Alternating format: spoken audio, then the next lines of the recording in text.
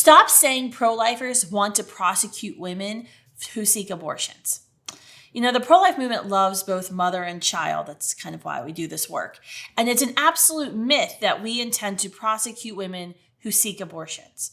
I recently had the opportunity to write about this topic at Fox News with my good friend and ally, Marjorie Dannenfelser, president of Susan B. Anthony Pro-Life America. And I felt it was important to write with Marjorie to be emphatic about this, to bust this myth once and for all, because very few things cause more alarm in people who are considering the pro-life position than that mistaken belief that pro-lifers seek to prosecute women. This simply isn't the case today, and to be very clear, this wasn't the case before Roe v. Wade. Attorney Paul Benjamin Linton, in his analysis overturning Roe v. Wade, the implications for women in the law, recently explained, contrary to what advocates of legal abortion may believe, women were not punished for abortion before Roe v. Wade was decided in 1973. There is not one reported case, not one, from any state prior to Roe in which a woman was prosecuted, convicted, and sentenced for inducing her own abortion or for consenting to an abortion performed upon her by a third party.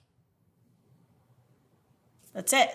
Pro-life feminists have always advocated prevention and accountability from men and society. The pro-life movement includes many women who've experienced and have been deeply hurt by abortion. We know the predatory multi-billion-dollar industry targets women and their children in the United States and as well as worldwide. And they exist solely to profit off women's crisis, off of their despair, not to solve the crisis, not to solve the despair.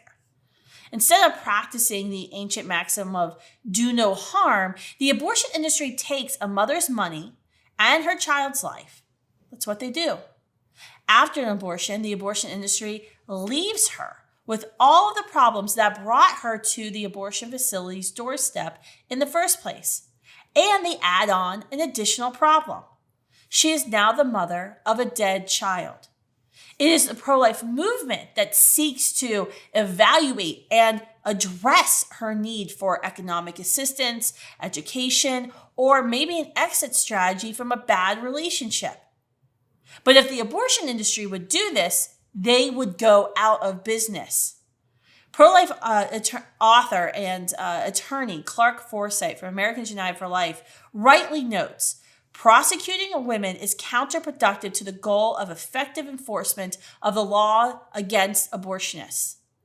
The woman herself is a witness to a crime committed against her, as well as the child she carries.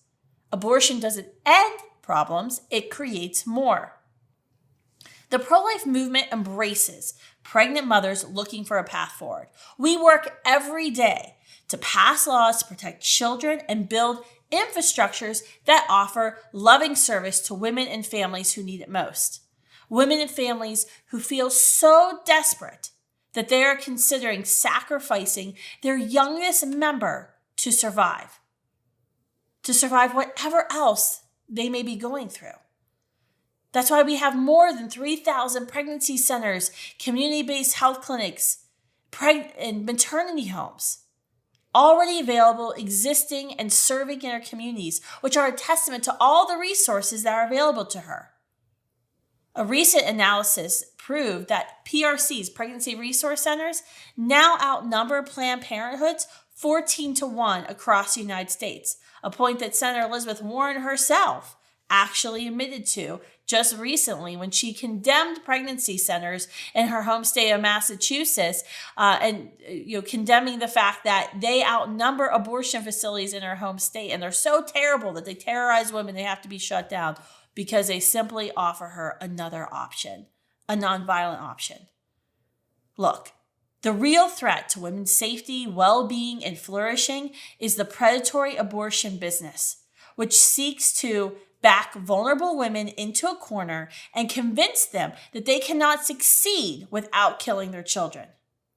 Women's real allies are the pro-life movement, which exists for their flourishing and for the protection of human life.